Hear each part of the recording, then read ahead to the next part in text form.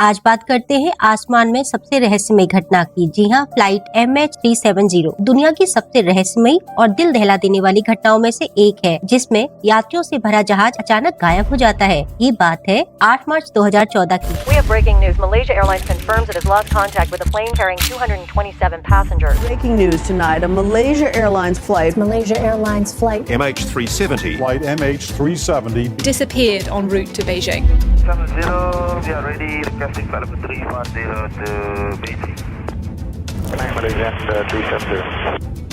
Flight MH370 ended in the southern Indian Ocean.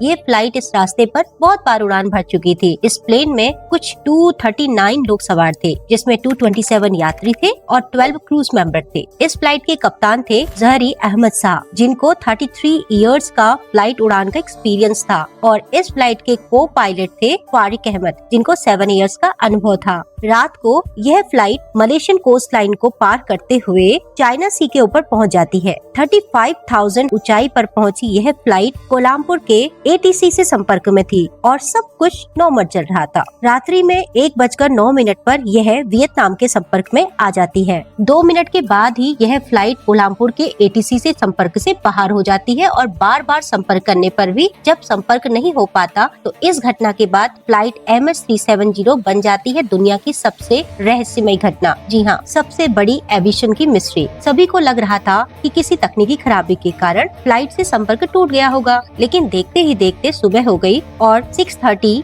Morning में Beijing को land कर जाना चाहिए था। लेकिन जब वह वहाँ नहीं पहुँचा तो तुरंत इसे खोजने के लिए एक सर्च अभियान चालू कर दिया गया, और यहाँ पर फ्लाइट का आखिरी बार संपर्क टूटा था। उस जगह से कई 100 एरिया में समुद्र में छानबीन की जाती है। ये सर्च अभियान इतना बड़ा था कि इसे ढूंढने में 7 देशों ने भागीदारी की, और 3 दिन बाद ही इस फ्लाइट का कोई सुराग नहीं मिल पाया। 4 दिन बाद 12 मार्च 2014 को इस फ्लाइट से संबंधित एक और रहस्य सामने आता है, जिससे हर किसी के होश उड़ जाते हैं। दरअसल यह सिविलियन रडार से गायब हुआ था, लेकिन मिलिट्री की एक रडार इसे अभी भी टारगेट कर रही थी। मिलिट्री डेटा के अनुसार जब यह फ्लाइट वियतनाम उड़ान के संपर्क में पहुंची और सिविलियन रडार से गायब हुई, तो उसके बाद इसमें राइट टर्न लिया और यू टर्न लेने के बाद मलेशिया की ओर उड़ने लगी। रात में 2:20 पर यह रडार से एशिया से भी गायब हो गई। अब यह मिस्ट्री बन गया था कि इसे सीधे जाना था तो इसने यू टर्न क्यों लिया। सवाल अनेक थे, लेकिन जवाब कुछ भी नहीं था। कई दिनों तक प्लेन का कोई पता नहीं चला। अचानक इसमें एक और नया मोड़ आया। पता चला अपनी उड़ान के समय पर यह बार बार एक सैटेलाइट के कांटेक्ट पर आ रहा था, और प्लेन लगातार इंडियन ओशन के ऊपर उड़ रहा था। और फिर शुरू होता है दुनिया का सबसे बड़ा सर्च ऑपरेशन। समुद्र के इन भाग की जांच होती है और समुद्र के नीचे की ओर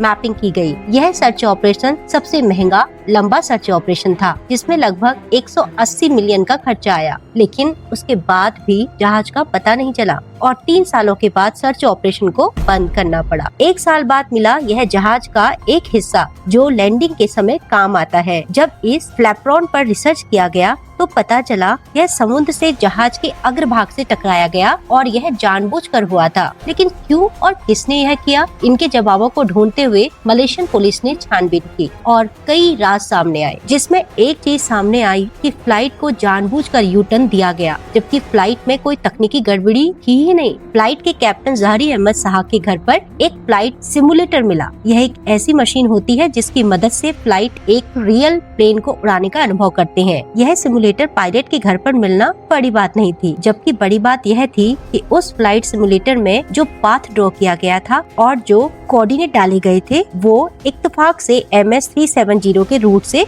मेल खा रहे थे। ऐसा लग रहा था कि जिस रूट से MH370 को उड़ाया गया था, उस रूट पर प्लेन उड़ाने की प्रैक्टिस अहमद शाह उस समय सिमुलेटर में कर रहे थे। फ्लाइटर के कैप्टन को इस बात ने सीधा कटघरे में खड़ा कर दिया। अब सवाल यह आता है कि कप्तान ने MH370 को गायब किया था या फिर ये सिर्फ एक अफवाह है। इसके लिए यह घटना को फिर से रिव्यू किया गया, तो जानबूझकर इसकी सारी लोकेशन को बंद कर दिया गया था। ताकि कोई इससे संपर्क ना कर पाए। प्लेन में ऑक्सीजन का लेवल भी कम कर दिया गया था ताकि सारे के सारे पैसेंजर कॉन्शियस हो जाए और जहाज आसानी से क्रैश कर दिया जाए। लेकिन यह भी एक थ्योरी ही है कि यकीनन कैप्टन ने ही यह किया होगा, क्योंकि सारे फ्लाइट के इंसिडेंट कैप्टन जौहरी की ओर ही इशारा करते हैं। लेकिन सच तो यह है कि प्लेन के साथ साथ 239 लोग गायब हुए थे, जिनका अभी तक कोई पता नहीं चला है और शायद कभी चल भी ना पाए। इसीलिए कहा जाता है ready for your worst condition. इस दुनिया में कभी भी कुछ भी मुमकिन है और इंसान सच में एक खिलौना है। खैर, मिलते हैं ऐसे ही फैक्ट वीडियो के साथ। तब तक आप सभी खुश रहिए, आबाद रहिए।